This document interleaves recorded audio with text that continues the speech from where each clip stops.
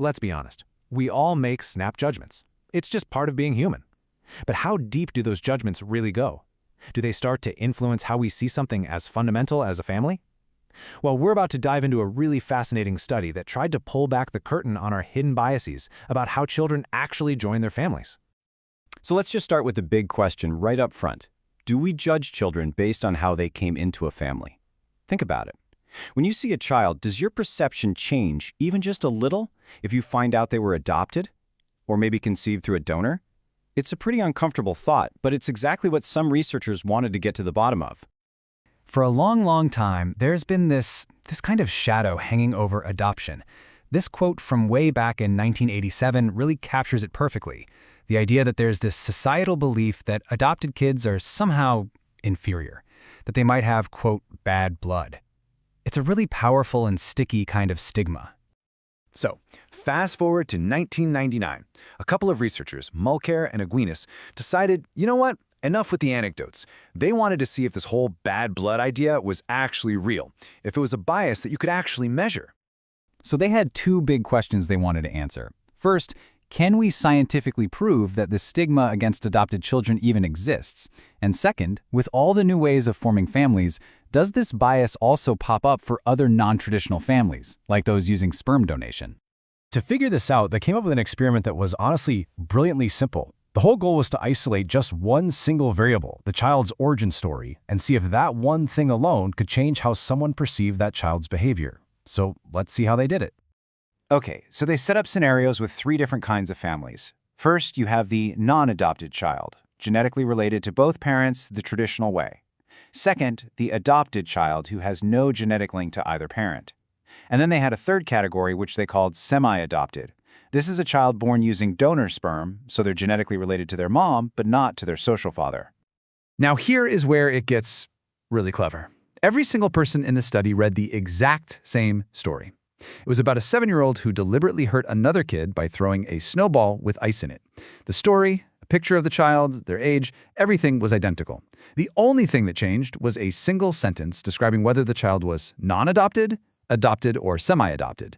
And after reading, people had to rate the child's personality. All right, so this is the big moment, right? If that bad blood theory is real, then you totally expect the adopted kids to get the worst ratings. You'd think people would see their bad behavior as proof of a bad character, something in their genes. So what did the data actually say? Well, what they found, it was not at all what the researchers, or let's be real, probably most of us, would have guessed based on that old stigma. The answer was just a simple, straightforward no. When they actually put the bad blood theory to the test, it just completely fell apart. And here's the key takeaway from that. People did not judge the adopted child any more negatively than the biological child for the exact same bad act. This was a huge deal. It was real, hard data that stood up and directly challenged that bad blood idea. But, and this is where it gets really interesting, just as they solved one mystery, a totally different, much weirder one popped up. Because even though adoption status didn't trigger any bias, something else in the data did. It pointed to a completely different pattern, one that had nothing to do with the child and everything to do with who was doing the judging. Turns out, the biggest, most significant finding of the whole study had nothing to do with whether a child was adopted or not. No, it all came down to the gender of the person who was filling out the survey. The real story wasn't about the kid, it was about the raters themselves. And what a twist it was. The male participants, they showed no bias at all. To them, a kid was a kid. Didn't matter how they joined the family. But the female participants, that was a completely different story. They judged the semi-adopted children, the ones born via donor sperm, way more harshly. I mean, just look at the numbers here. They really spell it out. The male raters, their scores are almost the same across the board, right around 8.6 to 9. Now look at the women. The rating for the non-adopted child is super high, 9.76. But for the semi-adopted child, it drops like a rock, all the way down to 7.91. That is a massive difference, and it reveals a really specific and powerful bias. So the big question is, why? What's going on here? The researchers could only guess, but their theory was that it might be about different social pressures. They suggested that maybe some women see donor insemination as a bit of a taboo, while maybe some men see it more favorably because it offers a way to deal with male infertility privately. At this point, you might be thinking, okay, that's an interesting little finding from a study in 1999, but so what?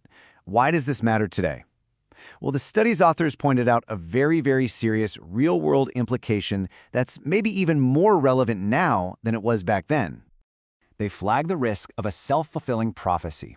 See, if someone in a position of authority has a negative view of a child because of their background, that can lead to lower expectations. And we have decades of research showing that one person's expectations can literally change another person's performance.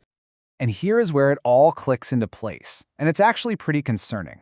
Think about it. Who are the main educators for young kids? Preschool teachers, elementary school teachers, they are overwhelmingly women. So if this hidden bias that they found in the study still exists, it means that kids from donor-conceived families could be walking into classrooms where their teachers, without ever meaning to, already have a negative perception of their origins. And that could have a real damaging effect on a child's entire education.